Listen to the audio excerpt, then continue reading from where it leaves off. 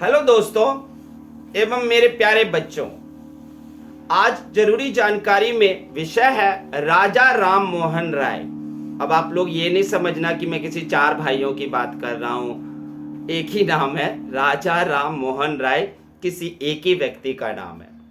ये कैरेक्टर ऐसा है कि आपको बताएं कि भारत के पुनर्जागरण का जन्मदाता कौन है। Who is the father of Indian renaissance. तो आपको हर जगह किताब में मिलेगा राजा राम मोहन राय। लेकिन ये कैरेक्टर विवादों से भरा हुआ है। कई लोग राजा राम मोहन राय का निंदा भी करते हैं और कई लोग इनको इज्जत भी देते हैं, प्रतिष्ठा भी देते हैं। यानी कि निंदा और प्रशंसा दोनों इनके साथ साथ चलती है। तो हम इनके दोनों पहलू पर गौर करेंगे, जहां पर इनकी निंदा हुई है और जहां पर इनकी प्रशंसा हुई है। सबसे पहले हम देखेंगे ये कौन थे। ये कुलीन ब्राह्मण परिवार से थे। उस टाइम में कुलीन डिसेंट वर्ड बहुत ज्यादा चलता था। ब्राह्मणों में भी कुछ ब्राह्मण ऐसे थे जो अपने आप को कुलीन मानते थे। इनका राजा राम मोहन राय के जो दादाजी थे वो कन्नौज के किनारे से उठ करके इनका खानदान आकर बंगाल में बस गया था। बॉर्न यानी कि राजा राम मोहन राय का जन्म 22 मई 1772 को हुआ। राधानगर में हुआ था। खानाकुल नाम का एक जगह है। हाँ, तो इनका जन्म राधानगर की खानाकुल नामक जगह में हुआ था, बंगाल में, और जिला का नाम है हुगली। बंगाल के सीधा कह सकते हो हुगली जिले में हुआ। डाइड, इनकी मृत्यु 27 सितंबर 1833 को हुआ था। और इंडिया में इनकी मृत्यु नहीं हुई थी। इनकी मृत्यु हुई थी इंग्लैंड में, यूके में। एक ब्रिस्टल नामक शहर है। ब्रिस्टल में भी एक छोटी सी कॉलोनी है, स्टेपलेटन में इनकी मृत्यु हुई थी। ये कौन कौन से कार्य किए थे? इन्होंने ब्रह्म समाज की स्थापना किया था। इसके अलावा राजा राम मोहन राय ने आत्मीय सभा का भी स्थापना किया था। प्रेसिडेंसी यूनिवर्सिटी की शुरुआत की थी इन्होंने। हिंदू स्कूल की भी शुरुआत की थी इन्होंने। और बंगाल में और इंडिया में ये पुनर्जागरण के जनक माने जाते हैं। इसके अलावा इन्होंने, आपने लोगों ने देखा होगा, वेदांता कॉलेज है, वेदांता कॉलेज की भी स्थापना इन्होंने ही किया था। इन्होंने एक संवाद कौमुदी नामक पत्रिका भी चलाया था। 1822 में इन्होंने हिंदू स्कूल सब की स्थापना शुरू किया, लेकिन वो इंग्लिश मीडियम का था। और वेदांता कॉलेज का भी इन्होंने बहुत सारी भाषा जानते थे, पर्शियन, अरबी, संस्कृत, इंग्लिश, बंगाली, हिंदी। और इसीलिए इन्होंने अपनी पहली पुस्तक जो 1804 में 1804 ईस्वी में लिखा था वो पर्शियन भाषा में था, तोहफत उल मुजाहिदीन।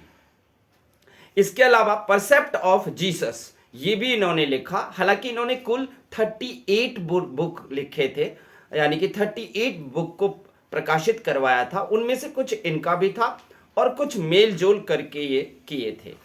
अब इन्होंने सुधार कार्य कौन कौन से करवाए थे?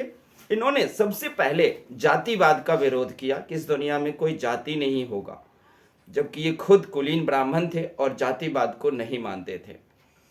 छुआछूत, ब्राह्मण और छोटे जाति उस समय में छुआ जाते थे, एक दूसरे को टच करते थे, तो इस चीज को भी वो नहीं मानते थे और उसके लिए भी इन्होंने आंदोलन किया। अंधविश्वास के लिए आंदोलन किया और सती प्रथा को तो इन्होंने जड़ से खत्म करवा दिया, क्योंकि बंगाल में सबसे ज्यादा और देश के अन्य कोनों में कुछ ज्यादा ही बातें थी सती प्रथा को लेकर के, और लोग सती बन जाते थे। आप लोग जानते हो कि उस समय में शादी जो थी वो 8-9 साल के उम्र में लड़कियों की हो जाती थी और लड़के का 12-13 में।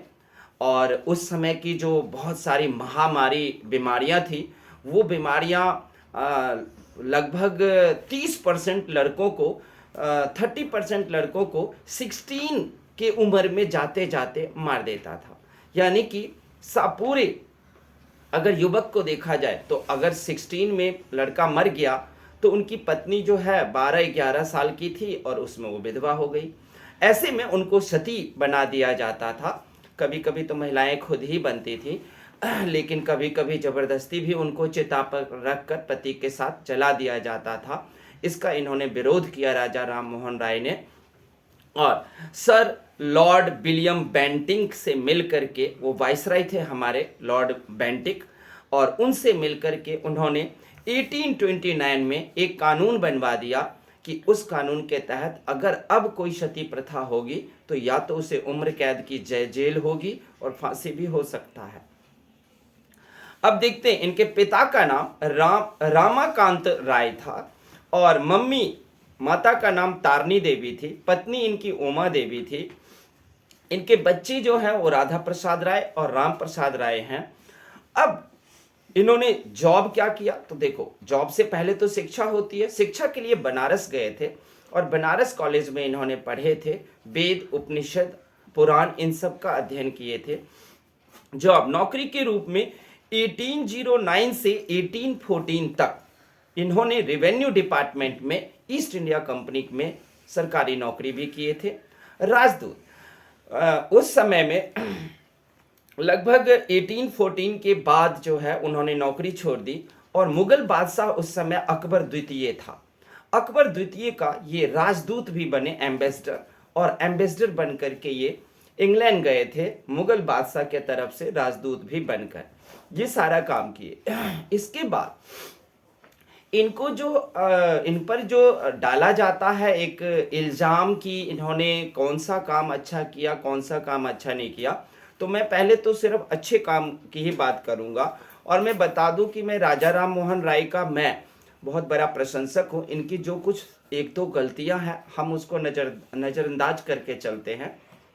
इनकी जो गलतियां हैं वो हैं, भारत में जो इतने सारे क्रिश्चियन बने, ईसाई बन गए लोग, उनमें इनका हाथ सबसे ज़्यादा है।